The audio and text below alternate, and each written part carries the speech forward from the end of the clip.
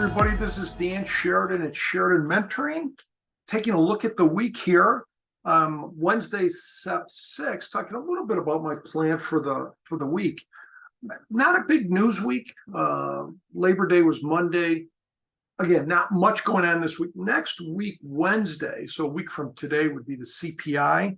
I think that's the next big catalyst that could move things. The interesting thing today is we're below, from a kind of a momentum where the 50-day moving average, we kind of went through that today around 44.66.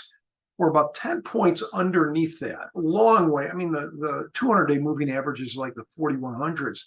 So we'll see, this is like the third or fourth day that we've been down. The thing that's sticking with my mind is basically a range-bound trader based on probabilities and decay. As it just, as you're looking at the last couple of weeks, you've got some bigger candles, which aren't usually as conducive to range-bound traders. With that being said, if you look at the volatility, the VIX is between the last 2 months, 13 and 17, 13 and 18. So even today, right? If you look at VIX, today it's trading at 1479, up less than a point, with SPX down, getting near 1%, move about 40 points.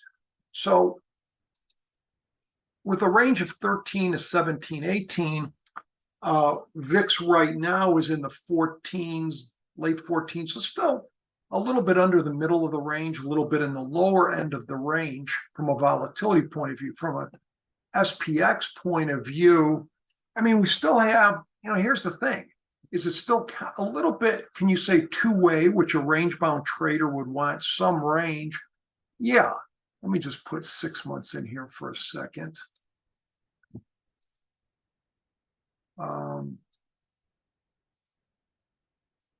So as you look at a 6 month, we have some two-way, which is what you'd want. But again, for a range-bound trader, I'm not crazy though. When you get these wider range days, yeah, that's kind of like the volcano starting to erupt a little bit. So, but again, we're in our normal VIX range. I'm seeing some two-way at this point, even though we went under the 50. I would just, as far as my game plan for the week, still proceeding ahead. There's not, because of where the VIX is in the midst of the 2 month range, I would do calendars, butterflies, that do combination of both. There's nothing really saying you shouldn't do low vol, you shouldn't do high vol, even though we're a little bit in the low end of the range in terms of the range boundness of the SPX. I would just do maybe a little less size. So if I'm normally doing a $5,000 trade, might do 3,500, right? And so a couple trades that I'm looking at today for this week, I'll just give you two. And I wouldn't do more than two, I think, for a week. And both of these I'd be looking to get off in the next 5 to 7 days. So here's one interesting one. I'm looking at a double calendar trade that expires Friday. Today's Wednesday.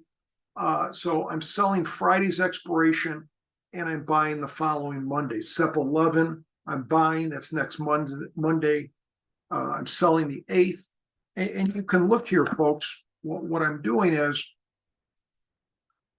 I'm doing a calendar, a bullish calendar at the 44.90 strike, a bearish calendar at the 44.30 strike in the puts.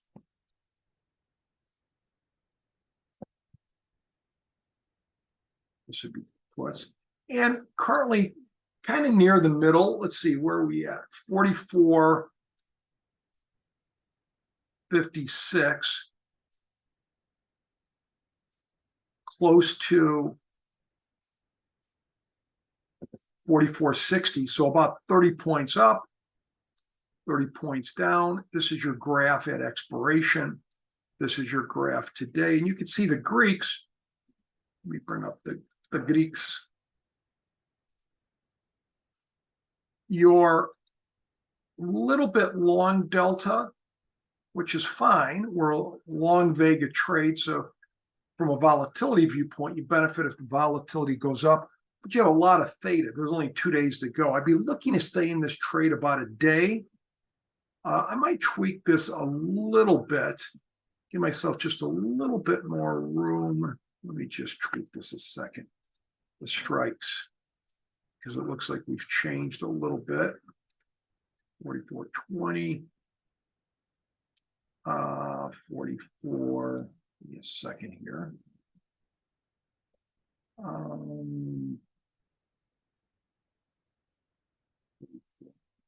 That's fine. So I just tweaked it a little bit, make it, well, I kind of like it the other way for many reasons, but let's go back to that. Let's go.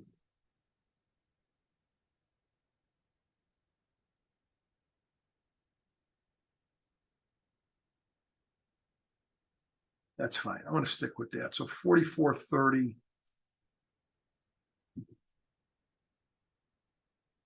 And 44.90.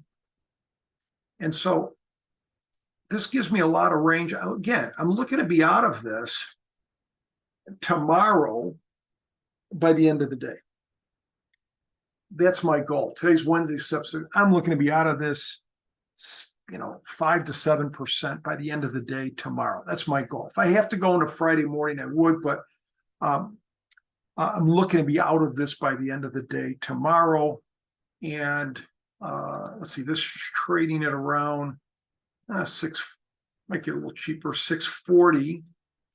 And we're looking at it about 110 Central today on Sep 6. So that's a double calendar.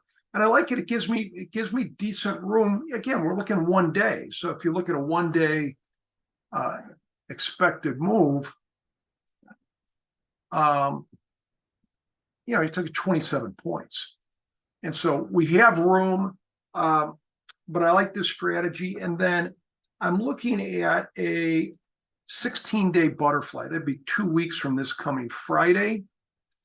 And this would be a butterfly in the calls.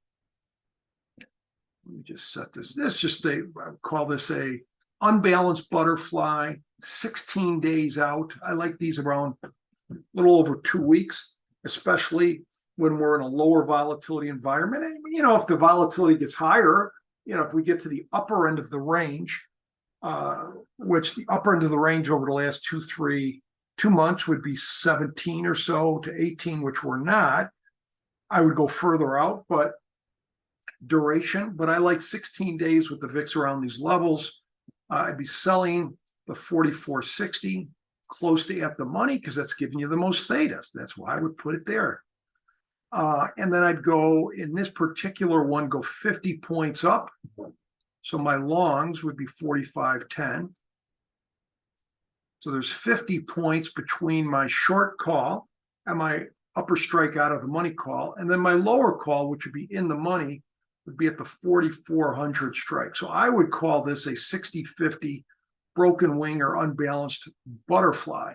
The bigger number is always the width of the downside. The lower numbers are width on the upside. You might say, well, damn, what's the purpose of doing broken wing butterfly? Simply to get the deltas closer to zero. That's it, right? Get the deltas closer to zero, and that's what I would do. That's why you do it. Now, by doing that, you create something you can see here. If I pay 640, let's say this butterfly is going for like 1650, so it'd be $1,650. The risk on the downside is 1650. The risk on the upside is 650. So anytime you start making these butterflies unbalanced,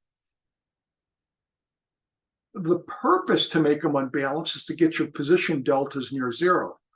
The result of doing it is you're going to reduce your risk on the upside compared to the downside. So you can see here, 1650 versus 650, I mean, you're almost, less than, but almost 3 times more risk on the downside. So broken wing butterflies are more palatable on the upside. Balanced butterflies are more palatable on the downside. So anyways, here's a couple things I'm looking at. Check out Sheridan Mentoring. We have a couple new live classes starting next month. Next week, starting on Monday is a 0 DTE and very short-term trade class.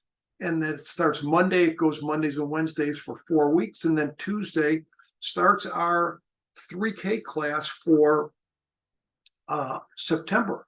And that'll go Tuesdays and Thursdays for 4 weeks. So you can check out our front page banners for that information. And we'll see you later. Thank you.